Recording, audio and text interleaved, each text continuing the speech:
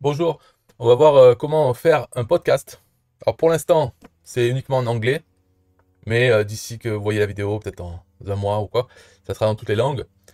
Ils utilisent la nouveauté de Gemini là, de Google, comme le chat GPT de Google, le chat GPT qui peut faire des voix naturelles, avec des intonations de voix. Et là, ils ont fait avec une femme et un homme qui font un podcast et qui discutent d'un sujet. Donc c'est avec Notebook LM de Google, qui utilise Gemini. Comment on fait? C'est on crée un notebook. Donc là, j'en ai fait un pour System.io. Ce que j'ai fait simplement, c'est que je suis allé sur le site de System.io en anglais et j'ai imprimé en PDF toutes les pages qui parlent de System.io là sur leur site.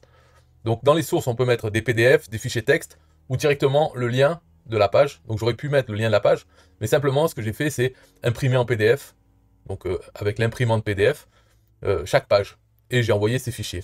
Voilà, c'était pour pas avoir à copier-coller à chaque fois toutes les pages, parce que j'ai envoyé tout ça qui est à gauche, sont toutes les pages de System.io qui parlent de System.io, de leurs outils, des conditions, là, comme même les mentions légales et tout. Toutes les pages qui parlent de System.io, j'ai mis dedans. À part, en fait, ce qui serait bien, c'est de mettre vraiment toutes les pages d'aide, mais il y en a plein, il y en a au moins une centaine. Et toutes les pages de leur blog aussi, où il y a plein d'articles. Bon, j'ai pas fait ça, j'ai mis uniquement les pages principales, et il y en a pas mal quand même. Et après, donc, quand on a ça, on peut utiliser Gemini pour discuter de ses sources. Donc, poser des questions sur. Comme ça, avec afficher la discussion, là, on peut commencer à écrire et demander des choses sur System.io et il va aller chercher dans les sources la réponse. Et à chaque fois, il montre la source qu'il utilise pour répondre. Et il invente pas les choses. C'est par rapport à ce qu'il y a marqué dedans. Donc, même s'il y a des erreurs dans les sources, eh ben, on aura des erreurs en réponse. Alors, avec ça, avec Notebook LM, on peut aussi générer plusieurs choses. Euh, C'est-à-dire des trucs, comment dire. En fait, c'est pour étudier un sujet. Donc, c'est par exemple un sommaire, le sommaire de toutes nos sources. Euh, Ça là, c'est questions fréquentes, guide d'études, sommaire, une timeline, et un document de briefing, donc pour briefer quelqu'un sur ça. Par exemple, les questions fréquentes, hop, on clique, ça nous génère ça. Gemini génère la FAQ à partir de tout ça. Donc, c'est pas vraiment. C'est une base de travail. En fait, ce notebook LM, c'est pour travailler, pour les études, ou si on veut écrire un livre, on met toutes nos sources historiques et autres dans le sujet de notre livre. Les personnages, si on veut, on crée un personnage, on le décrit, et hop, on en fait un PDF de ça. Et comme ça, il peut nous le ressortir. Si on demande comment il réagirait tel personnage face à cette situation, il va pouvoir aller voir dans la description du personnage, sa psychologie, et trouver des idées pour comment il réagirait à cette situation. Donc ça sert à ça, à travailler un sujet. Là, la fac, voilà, il nous montre la fac, il crée une fac sur System.io, et les informations, à chaque fois, il y a la source. Voilà. Donc, tout ça pour dire que le podcast, c'est dans Guide du Notebook. Ici, on a, voilà, ici, Load the Conversation. En fait, c'est un podcast chargé. Et là, il génère un podcast. Ça prend plusieurs minutes pour le faire. Bon, là, je l'avais fait hier, donc peut-être c'est pour ça que ça prend pas longtemps. Mais ça doit être le même d'ailleurs. C'est le même, c'est la même durée, 9 minutes environ. Euh, donc là, il faudrait dire plutôt. Je sais pas comment on peut lui dire de mettre à jour. Peut-être en rajoutant des sources, parce que j'ai pas rajouté de sources. Si on rajoute des sources, peut-être qu'il va nous faire un autre audio. Pareil pour euh, ça, c'est questions fréquentes et autres. Si on a des sources en plus, peut-être qu'il les régénère. Bah, d'ailleurs, peut-être c'est marqué là-dedans, hein, je sais pas.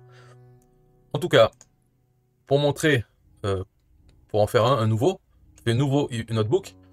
Euh, donc moi, ce que je veux faire, c'est à propos de Israël, Gaza, le conflit israélo-palestinien ou gazaoui. Donc pour faire ça, je vais faire simple, c'est je prends l'URL et je vais lui donner la page Wikipédia de trois trucs là. Le conflit, Gaza, Israël. Voilà. On pourrait mettre beaucoup plus de choses dedans en allant voir, par exemple là, le conflit ici, on a la timeline du conflit. Donc à chaque fois, ça c'est d'autres pages Wikipédia. On pourrait les ouvrir et lui donner aussi comme source pour qu'il ait plus d'informations sur chaque période, chaque événement de la timeline. Pas parce que là, il aura juste ce qui a marqué ici. Il va pas suivre les liens. Donc, je retourne dans le notebook. Ici, on voit site web. On peut rajouter. Ou si je voulais, donc je retourne pour montrer, si je voulais ça en faire un PDF, je vais simplement dans Fichier, Imprimer, et je choisis l'imprimante Save as PDF. Donc ça fait la version pour imprimer de Wikipédia, où il n'y a pas tous les menus et tout ça, donc c'est assez bien fait. On en fait un PDF, on a un fichier, on peut l'importer en tant que source. Mais là, je vais donner simplement les liens. Alors, site web, hop, coller une URL. Je dis seul le texte visible sur le site web sera importé pour le moment. Ah oui, ça, il y a aussi autre chose. Ouais, par contre, c'est le texte visible. C'est-à-dire qu'il ne va même pas regarder les images. Dans les PDF, il a marqué qu'il a aussi la vision. Il peut voir les images qu'il y a dans les PDF. Enfin, Gemini peut le voir et les comprendre. Donc, c'est peut-être mieux de faire un PDF si les images sont importantes. Bon, là, on s'en fout. Donc, insérer, première source, allez, deuxième source. Ok. Donc là, on a déjà le guide, mais on ne veut pas. Donc, sélectionner une source, enfin, ajouter une source. Gaza Strip. Et le dernier, Israël. Site web. Voilà. Donc, maintenant qu'il a ça, donc on attend quand même qu'il télécharge, qu'elles soient intégrées. Maintenant, on peut générer plusieurs choses. Les questions fréquentes, le guide d'études, le sommaire, timeline, document de briefing. Et là, donc ces notes, bien sûr, ça prend le temps que ça mettrait à Gemini de le faire. En fait, tout ça, c'est des, on va dire, des templates. C'est des prompts déjà faits pour générer, voilà, nouvelle note, une fac, où se trouve la bande de Gaza et qui la contrôle. Donc là, voilà, il parle du conflit palestinien et sûrement de Israël, parce que là, ça parle beaucoup de Gaza, mais ouais. Donc on contrôle pas trop ce truc, c'est-à-dire qu'est-ce qu'il nous fait. Et pareil pour le podcast, on n'a pas trop de contrôle. Si nous, on voulait parler essentiellement d'Israël et mentionner un petit peu Gaza, non. Alors là, peut-être il faudrait rajouter beaucoup plus de sources sur Israël. Pas seulement sa page, mais les régions. Comme ça, il verrait que dans les sources, il y a principalement Israël et un peu Gaza. C'est un détail. Voilà. Donc si on voulait faire ça, ben, bien sûr, nous, il faudrait mettre beaucoup plus de sources en rapport avec notre sujet principal, Israël. Mais là, on peut, voilà, il y en a 2 sur 3 qui parlent de Gaza, donc il le ressent. Et pareil pour le guide du notebook, générer la conversation, donc en anglais pour l'instant uniquement. Et ça peut prendre quelques minutes. Donc pas besoin de rester à proximité, on peut fermer. De toute façon, ce truc là, ce notebook LM, c'est un peu comme Google Drive ou Google Docs, c'est tout en ligne, associé à notre compte Google. Donc voilà, on n'a pas besoin de sauver ou quoi que ce soit, c'est toujours là, on peut y retourner, rajouter des sources, modifier, discuter. Par exemple, voilà, 3 sources, discuter, c'est depuis quand Gaza existe.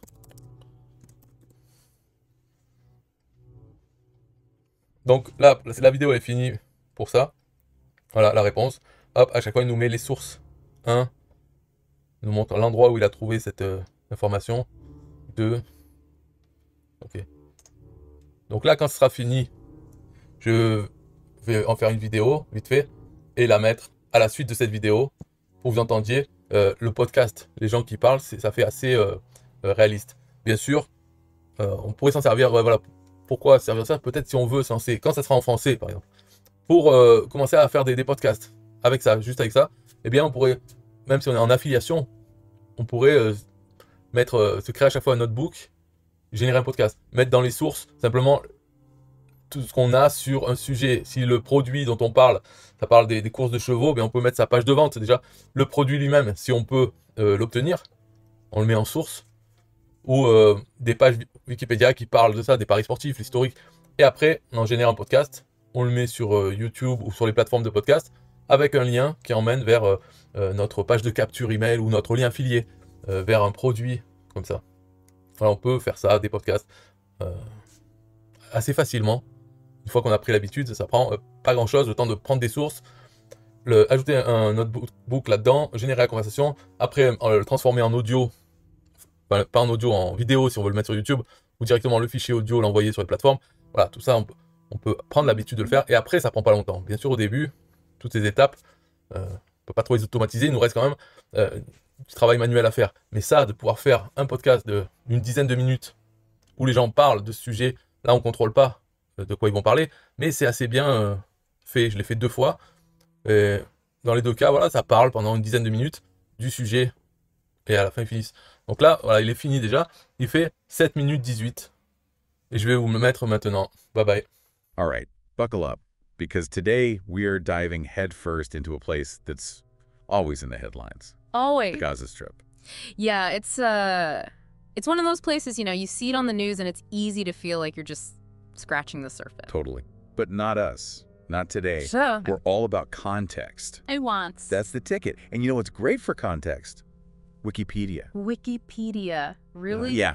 Don't underestimate it. We're talking serious deep dives here, unearthing the fascinating stuff you wouldn't believe. Okay, so we're going deep on Wikipedia. I'm intrigued. But let's be real for a second. The Israeli-Palestinian conflict, it can be a lot. So much history, so many opinions. Where do you even begin? And that is precisely why we are sticking to the facts. Our mission, our goal with this deep dive, to give you a solid foundation. Yeah, equip you with the tools to think critically about Gaza Strip and its relationship with Israel. We're not here to tell you what to think. Exactly. And trust me, by the time we unpack all of this, you will be surprised by what you discover. Oh, I bet. Okay, so picture this. The Gaza Strip, it's tiny. We're talking 25 miles long, maybe 7 miles wide at its widest point. That's it. That's it. To put it in perspective, think 5 times the size of Manhattan. Wow. Okay, I can see that. And how many people are we talking? Over 2 million. No way. More than double the population of Manhattan. And it's all crammed into this tiny space. We're talking one of the most densely populated places in the world. Yeah. But it's more than just numbers, this little sliver of land. It's at the heart of a conflict that the whole world's been watching for decades. And to really get why, we have to rewind a bit. Back to 2007. That's when Hamas took control of Gaza. Hamas, yeah. You hear that name in the news a lot. But it wasn't exactly a peaceful transition of power, was it? Not exactly, no. Our Wikipedia deep dive, it describes it as a full-on takeover. Wow. Hamas, and they're considered a terrorist organization by a lot of countries. They used force, took over government buildings, pushed out the ruling party at the time, Fatah. Big turning point for Gaza. It sounds, and that brings up a big question. I keep seeing this word pop up in the research. Legitimacy. After that 2007 takeover, was Hamas's rule even legal? Right, and that question, legitimacy, it's a huge deal. It's about international relations, humanitarian aid, it affects everything. And it's not just theoretical. It has real consequences for people on the ground. Speaking of which, here's something that I found really interesting. Despite all of this, the conflict, the political turmoil, the density, Gaza actually has a really high literacy rate, over 90%, according to Wikipedia. Wow, that's incredible. Right. It's amazing. To think. They are living with conflict every single day. Resources are limited, the future is uncertain, yet you have this incredible commitment to education. It's true. It's like even in all the chaos, there's this drive to learn, to grow, to make things better. It makes you think. It really does. It says something about the human spirit, don't you think? Even in the most difficult situations, people want knowledge. They see education as a way forward. It gives them hope. And it begs the question, what could they accomplish with more opportunities, with more stability? It's an important thing to think about. And it really highlights how there's always more to the story than the headlines. Now, we've been talking about Gaza, but you can't tell that story without talking about Israel, right? Absolutely not. The two are completely interconnected. Their histories go way back, centuries even. And when you start digging into Israel's past, it's surprising what you find. It really is. For example, I had no idea about the Ottoman Empire and the restrictions Jewish communities faced under their rule. We're talking centuries ago. Oh yeah, restrictions were everywhere. Things like extra taxes on non-Muslims, Jewish communities being blocked from owning land. There were even rules about where they could live, what they could wear. It's hard to believe. Makes you wonder, did all of that, those historical restrictions, did they help fuel the desire for a Jewish state later on? Did it play a part in the Zionist movement emerging centuries later? It's like this echo through history, right? All right. Restrictions leading to this movement for a Jewish homeland centuries later. But it wasn't just about escaping persecution, was it? No, not at all. Our Wikipedia dive mentions waves of Jewish migration to Palestine. They were drawn to the land itself. Right, like this deep connection. Exactly. It went way beyond seeking refuge. It was about returning to a place with religious and historical meaning. The Jewish people could create a nation, a culture, a future on their own terms. And that's where things get really complicated, right? Because it's not an empty land. You said it. That's the heart of the conflict, really. Figuring out that return. History shows us it was anything but simple. You've got the British Mandate period, the British Empire calling the shots, trying to make everyone happy with the land. Then boom, 1948, the 1948 war, creation of Israel. And with that, the displacement of so many Palestinians. Exactly. And that's a whole other layer to this. Yeah, Because that displacement, it caused a massive refugee crisis. Yeah. And it still fuels tensions today. Yeah. But before we jump into that, I wanted to circle back to something you mentioned earlier about Israel's diversity. It's not only a Jewish state, is it? Right. A lot of people don't realize that Israel has a pretty significant Arab minority. Wow, okay. And that just adds another layer, right, to their social and political landscape. You see it everywhere, from language to how people practice their religion, even in their government. And then you bring in something like Israel's law of return, which says any Jewish person anywhere in the world can basically become a citizen. Huge deal. Huge. But at the same time, you have Palestinians who were displaced generations ago, their families too, who are still looking for a way to return. Two different sides claiming the same land based on history. Hard to find a compromise there. Incredibly hard, and it highlights why this is so complicated. Understanding the Gaza Strip, its relationship with Israel, you have to look beyond the surface, beyond the headlines. You have to understand the history, see things from different angles, hear the human stories. They get lost sometimes, you know? It's true. It's about remembering the people on both sides, seeing their shared history, the pain, the hopes they have. And, we spent all this time diving into Wikipedia, and I feel like we've just dipped our toes in. That's the thing about knowledge, isn't it? The more you learn, the more you realize how much you don't know. Totally.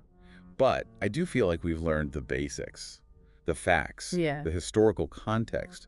We can start asking the right questions. 100%. And as you keep learning, think about what we talked about today. Think about the strength of the people in Gaza.